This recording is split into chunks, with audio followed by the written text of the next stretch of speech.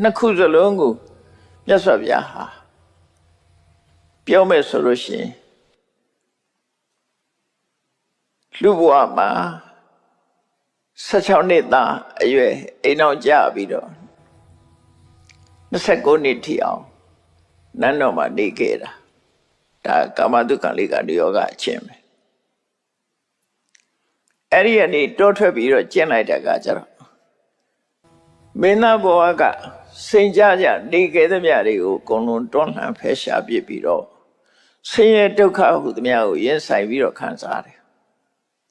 ဒုက္ခခံတယ်အဲ့ဒါကြတော့အတ္တကိလေသာယောဂလို့ခေါ်တယ်ဘာအတွက်ဒုက္ခခံကြည့်ပြီးတော့ကျင့်တယ်လဲဆိုရင်အဲ့ဒီခက်ရဲ့ယုံကြည်ချက်ကဘာတော့ဆိုလို့ရှိရင်ရှင်နေကကိလေသာ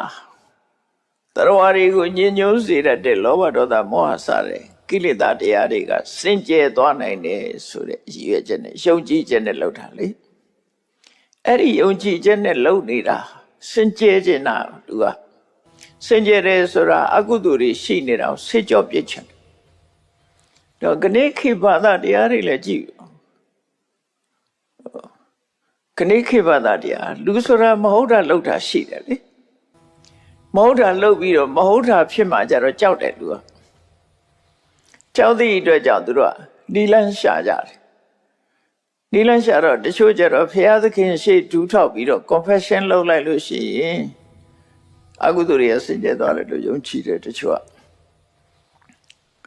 ဒါကြောင့်မို့လို့ confession လုပ်ပြီးတော့ဝန်ခံကြတယ်နောက်တချို့ကျတော့အိန္ဒိယနိုင်ငံမှာကြည့်ဆောင်းရသည်ကျတော့သတိထားပြီးတော့ကြည့်ကြသတင်းစာတွေတို့ဘာလို့သတင်းတွေဘာတွေသိကြကြည့်အေးဆုံးရသည်မှာခင်းကမြစ်ကိုလာပြီးတော့လူတန်းချီပြီးတော့ရေချိုးကြလိမ့်မယ်အမှန်တန်အေးပါတယ်ဆိုတဲ့ချိန်မှာဘာဖြစ်လို့ရေချိုးလဲတနစ်တာကာလပတ်လုံးမကောင်းမှုဒုစရိုက်တွေလှုပ်ထားတာတွေကိုတန်းစင်ဆေးကြောခြင်းနဲ့ဒီရေလေးချိုးလိုက်လို့ရှိရင်မဟုတ်တာလှုပ်ထားတာတွေအကုန်ပြေပြောက်သွားတယ်လို့ယုံကြည်တာနော်လူဆိုတာယုံကြည်ခြင်းနဲ့လှုပ်တာကြီးပဲအကုန်လုံးတကယ်ရောဖြစ်သလားဆိုတာဘယ်သူမှမစုံစမ်းဘူးစုံစမ်းတဲ့လူကဗဒ္ဓမနေတယ်